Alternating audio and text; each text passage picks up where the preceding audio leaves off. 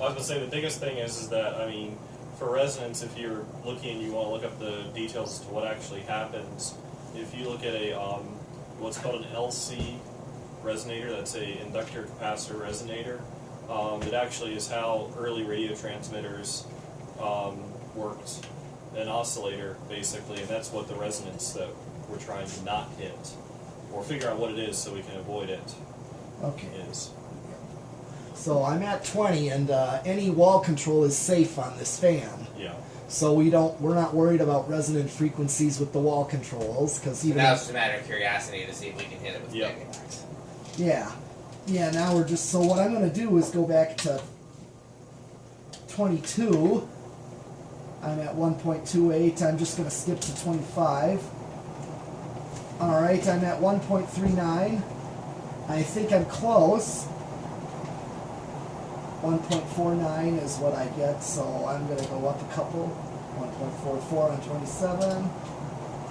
Okay, I just go over on 29. So we do hit a resonant frequency with 29 microfarads in series with the fan. So you want to explain what that means, Matthew? Oh, basically it means that you're having an oscillation in the waveform going, the AC waveform going between the fan and the capacitance box, which basically is being dissipated partially as RF, but you'll draw more power. It can actually, in practical terms, it means that you'll let smoke out, and so it'll burn out if you keep it in that state. Right. Because the energy's got to go somewhere and it goes into heat. Yep. Now, whenever that's happened, before I understood this, and so I would leave it that way and not know, I always let the smoke out of the control. Is there a reason why the capacitor that's in series with it would fail before the motor itself? Yes, because usually windings are where windings normally operate is relatively safe as far as the insulation and everything else. So, but the capacitors tend to operate closer to their design limits, if you will. So the capacitor is usually more likely to break down. And that's just as a rule. The dielectric, what happens usually is the dielectric fails, and you have an arc across or something like that, or you cook it. Yeah, I've either cooked the control, and this is before I was using a test rig, it was just a wall control that I didn't realize hit a resonant frequency, or I've cooked the capacitor in the fan. Yeah. I've never actually toasted a motor, although I'm sure it could happen if you, with the right. If you had a robust enough capacitor, it could happen. So I'm going to do spin down. Okay, do spin down. Since we didn't do it well before. You're going to do variable speed? No, we already did.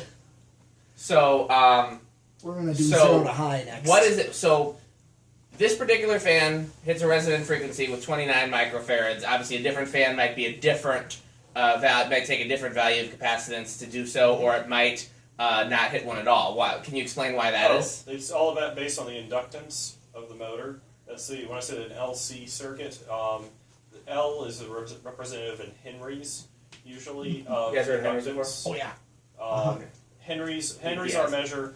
Okay, so this is a very complex thing. I'm condensing quickly, but everybody is probably familiar with ohms in terms of resistance. Yep. There is also representation of capacitance, which is in farads, which most people are probably familiar with. Well, the similar unit in terms of inductance is Henrys. Why don't you explain what an inductor is, in case people don't know? Inductance is basically when you wrap. It's electromagnetics. It's basically when you wrap. What makes a motor work is magnets. Yes. And when you wrap a coil, when you make a coil of wire, you are creating inductance. It works better if you have a metal core, or a ferromagnetic core specifically, that is granulated steel or some form of steel, ferric metal. And that's basically the magic that makes a motor work in the first place. The measurement for that is in Henrys, and I don't have the equation in front of me right now, but there's actually a way you can determine what's called impedance. Yes. So if you're in the AC world, impedance is, if you're familiar with direct current, there is no reactivity to your load. There is no oscillation, it's all static effectively. Okay, now I'm going to Which is why people talk about measuring the DC resistance of something Yes. versus measuring the impedance of something. Exactly. And impedance is when you combine resistance, capacitance, and inductance. Yep. Okay, now I'm going to do 0 to high right now. I don't think he was done. He can do that, but I don't think he was done with his Oh, no, explanation. that was most. I was going to ask him another question, though, and then we want to ask him about inrush current, too. So 1.52 is what so the inrush is, by the way, just to On the meter? Yeah. Yes.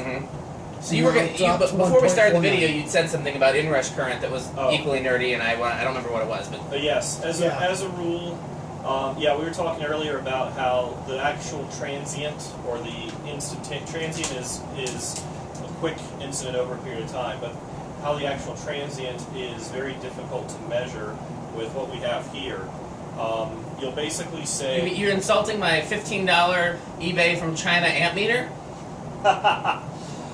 Well, I'm saying that you probably got your money's worth, but the equipment to actually measure it properly costs probably around $200 to $300. So if anybody watches my videos before, which you presumably do, you have probably heard me talk about how I'm not actually able to measure accurately the inrush current with a cheap amp meter. So that's what he's talking about. So continue. Yes.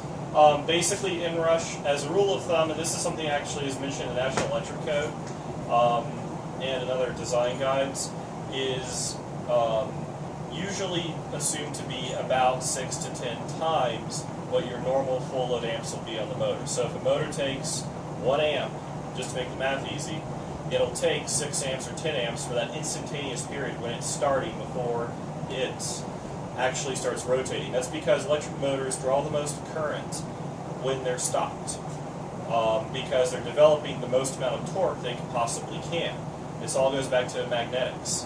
And because of that, you have, if your control says it's good for 5 amps, it might not actually work on a fan that's supposedly only pulling 2 amps.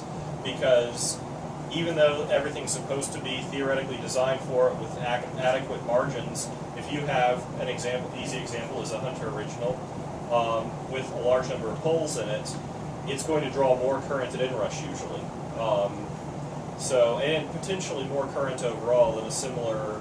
You were saying more poles means more inrush, right? Potentially, yes. So It's Hunter not Original, always. Hunter Original would be an example of one that would have the highest inrush because it's a 28 pole motor. Yeah, exactly. So Versus a 2-pole. So 2 questions I want to ask you on camera. Sure. One is, first of all, stop the fan real quick. So you talked about a motor when it's stalled. So turn the motor on. What are we drawing right now? 1.53. 1.53. Which, So are you saying that if we had the, you can turn it off, if we had the proper equipment to measure accurately, it still wouldn't exceed 1.53, or? it still wouldn't exceed 1.53, or, well, actually that sounds very low. It does, that's why I'm asking. Because it usually, that's where you're going to see the 6 to 10 times inrush. Right. Again, inrush is, if you actually go into, if you're dealing with, good references for all of this stuff are for industrial, are in industrial design for like plants and heavy duty motors, because it's dealt with there on the 100 horsepower plus motors, because all of these numbers matter a lot to the hardware when you're dealing with, because the magnitude is much greater. So that's where a lot of the literature is if you want to look it up. But basically, that does sound very low, because you should.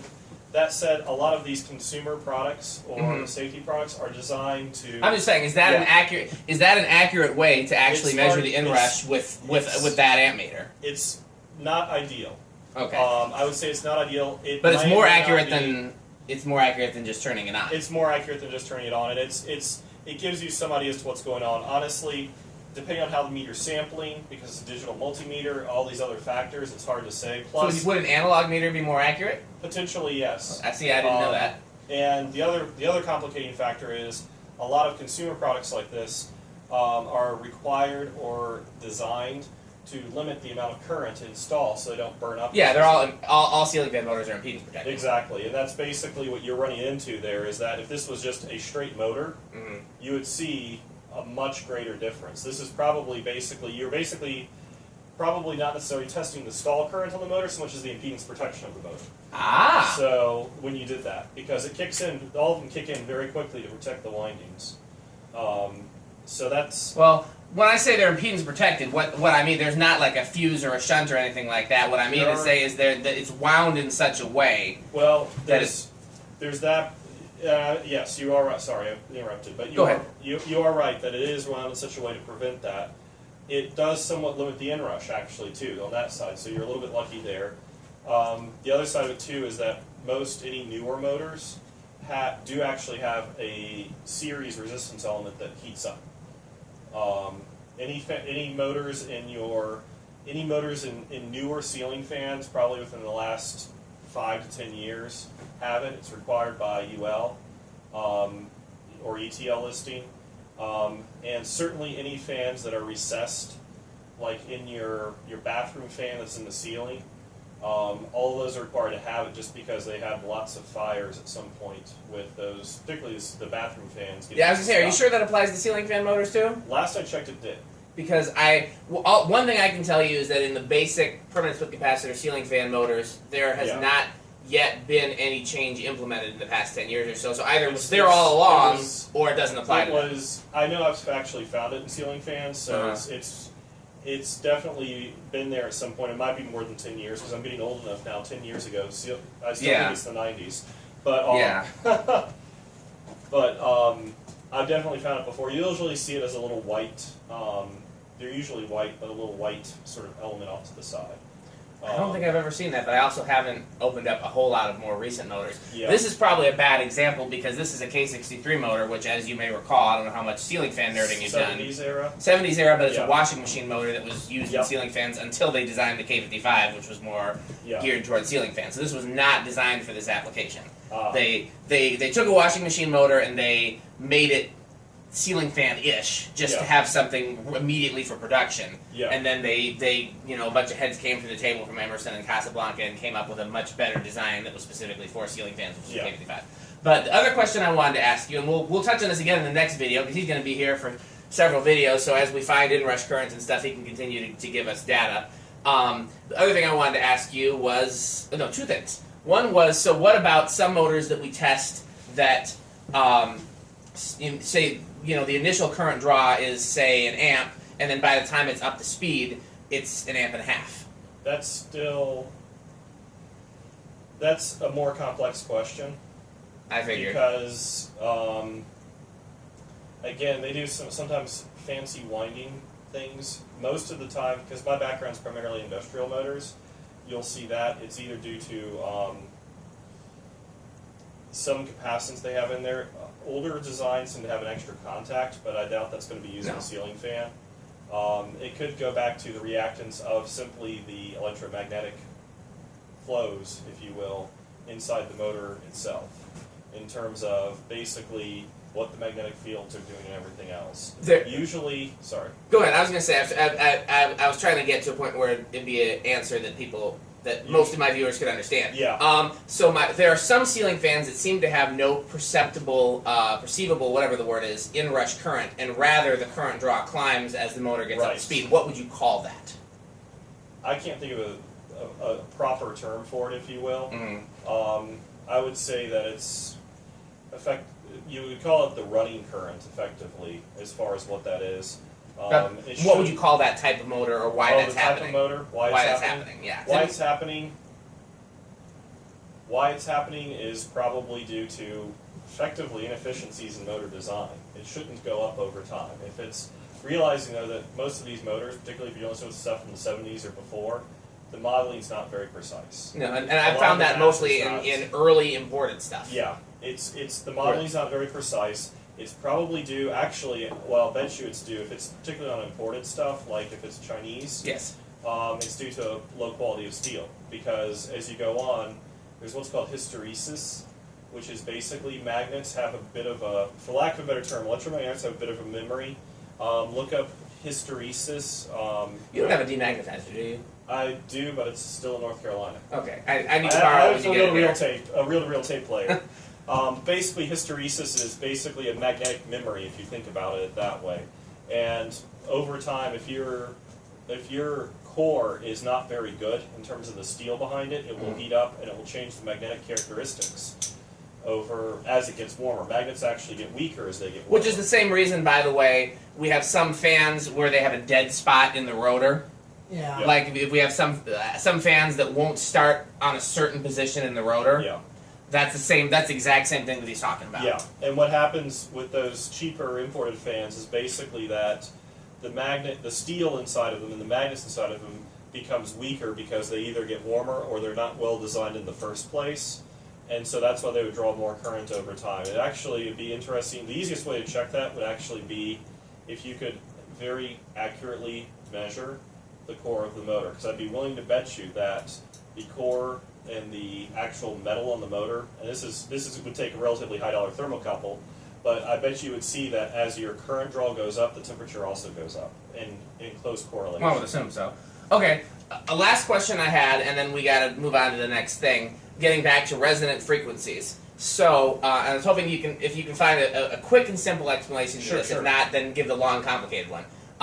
So let's, again, using an example, you'll have a fan that hits, this one hit a resonant frequency at, what, 29 microfarads. Yes. So, what I have found sometimes is I've had a fan that, let's say, hits a resonant frequency at 29 microfarads, and then I will test the capacity, the permanent split capacitor motor's capacitance. Yes, yeah. And that capacitor will have drifted, and then when I put the proper value capacitor in there, the resonant frequency goes away.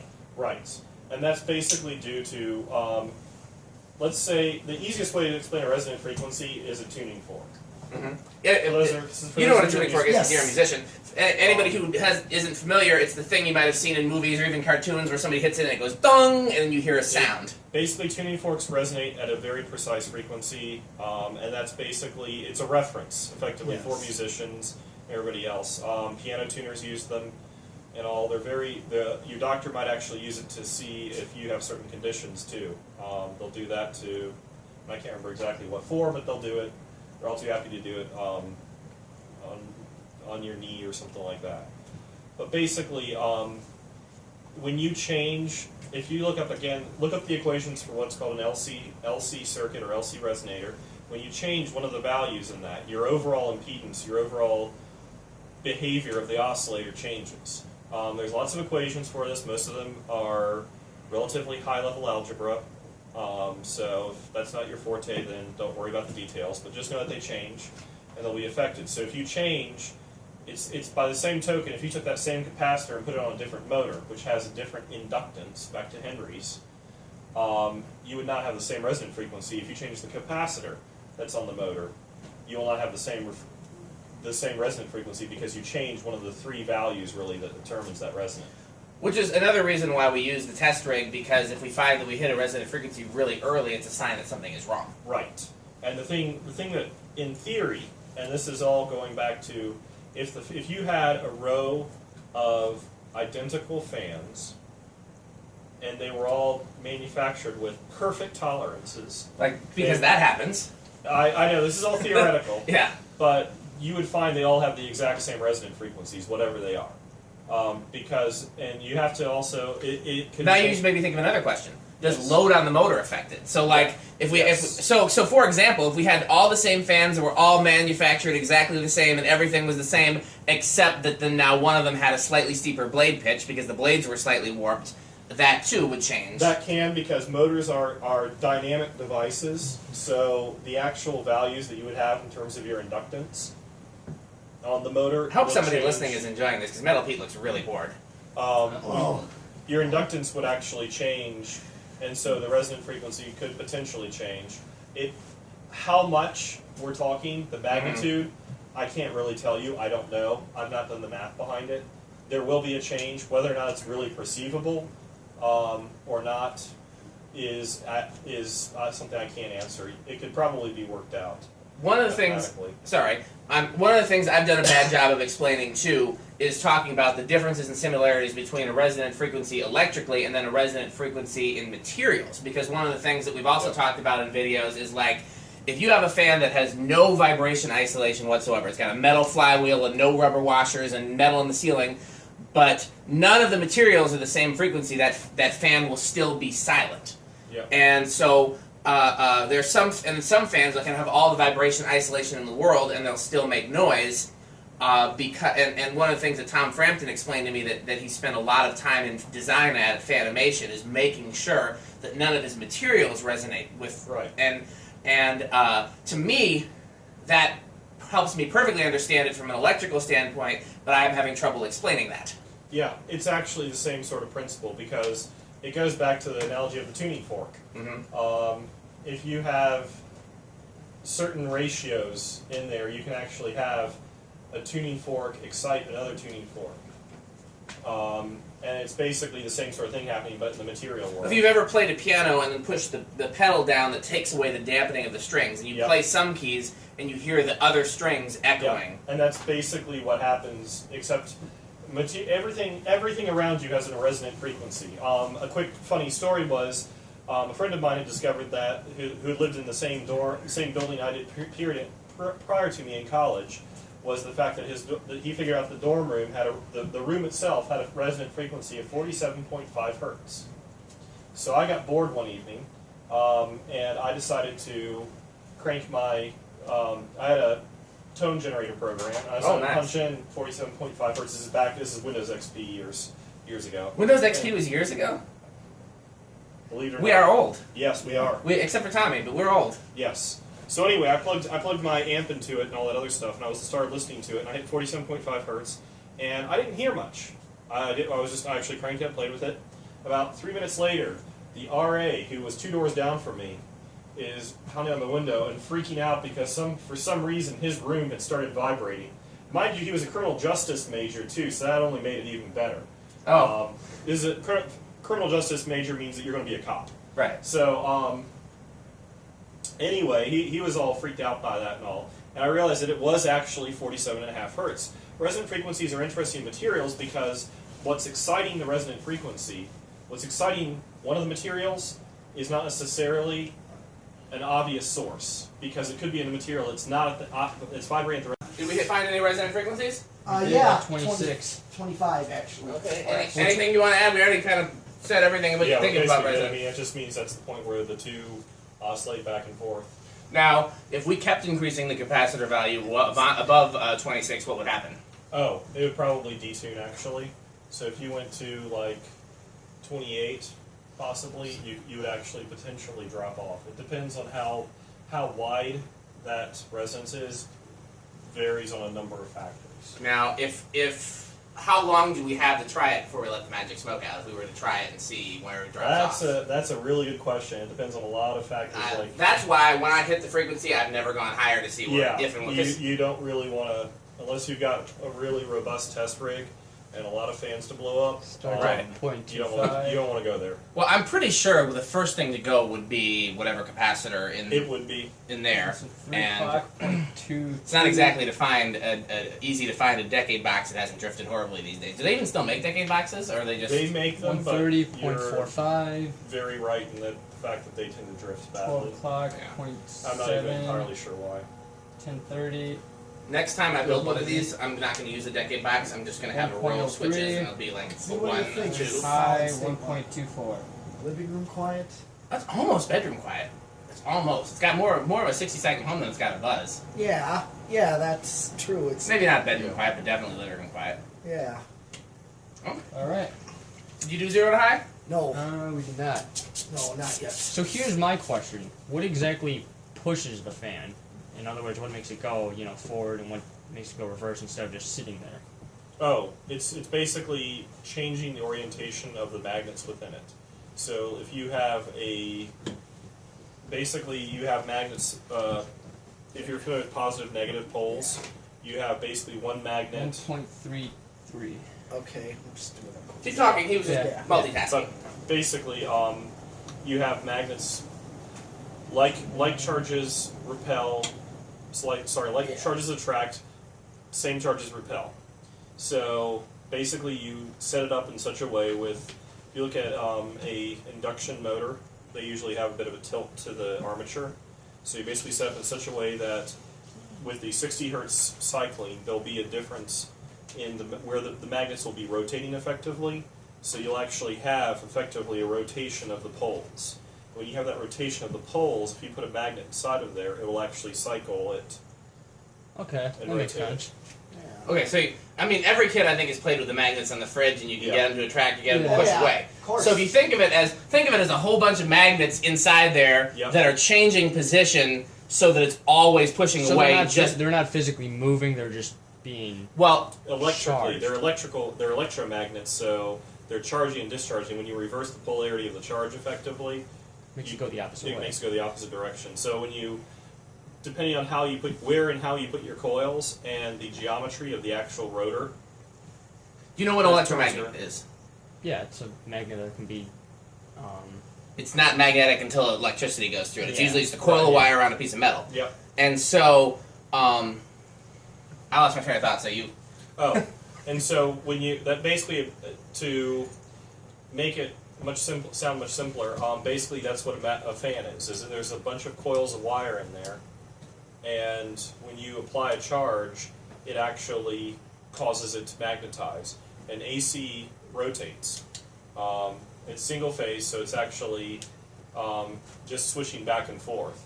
But that's not. You can create if you make your geometry right of these electromagnets, you can actually make it effectively rotate in terms of the poles. So the pole will be cycling. It's like traveling lights on Christmas. How the lights look like they're chasing each other. Mm-hmm. The same sort of thing is actually happening with magnetic poles. Yes, with the magnetic poles inside the motor. And with that, when you have that happen, all you got to do is put a magnet in the center of it, and it will start cycling around. That's effectively how a motor works. All right, makes sense. Did you understand that? Yeah. That reminds me, I got something cool to show you when we stop the camera. Okay, well that's it for the Fasco and more nerd information. And I think Matthew's got to go, so we'll be slightly less nerdy and informative. But Metal Pete and Tommy and I are going to do at least one more fan, and then we'll do a bunch more tomorrow. So thanks for watching.